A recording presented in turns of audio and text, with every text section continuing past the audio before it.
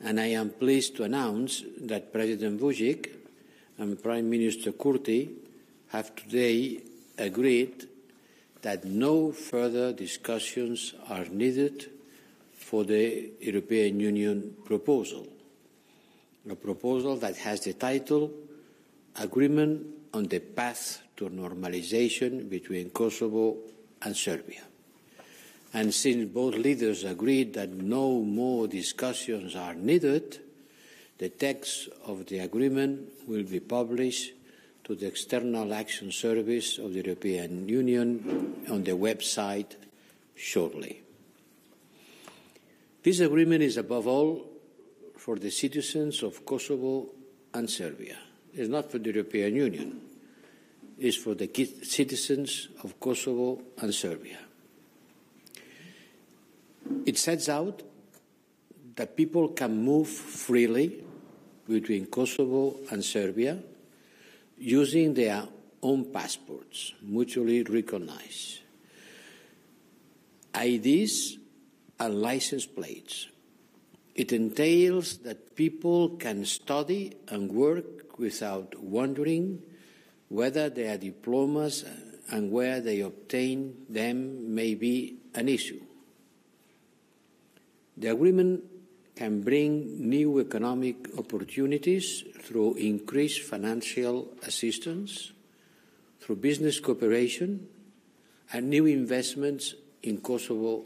For the Serbs in Kosovo, it means more security, certainty, and predictability when it comes to their protections and rights in Kosovo, including for the Serbian Orthodox Church and Serbian cultural and religious heritage sites, more security, certainty, and predictability.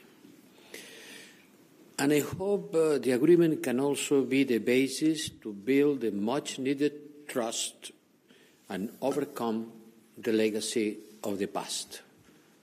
Much-needed trust. The parties have expressed their readiness to proceed with implementation of the agreement.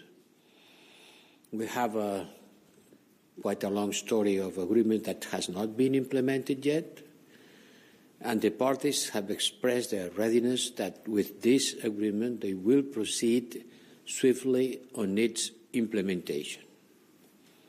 But further negotiations are needed to determine specific implementation modalities of the provisions. I repeat, they express their readiness to proceed with implementation of the agreement, but further negotiations are still needed to determine specific implementation modalities for the provisions of the agreement. It means that the shuttle diplomacy will start to continue, and I will convene another meeting between the two leaders in the course of March, with the aim to finalize the discussions on the implementation annex, which will guide the implementation phase of the agreement.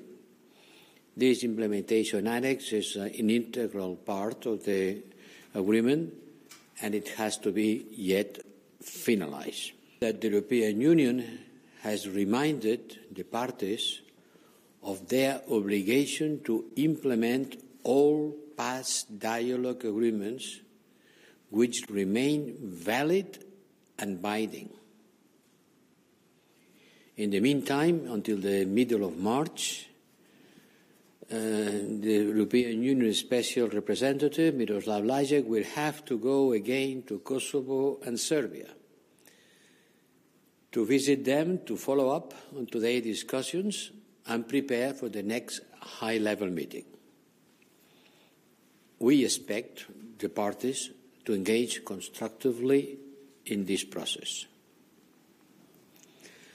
Also, it's very positive to say that both parties have agreed to refrain from any uncoordinated action that could lead to renewed tensions on the ground and derail these negotiations.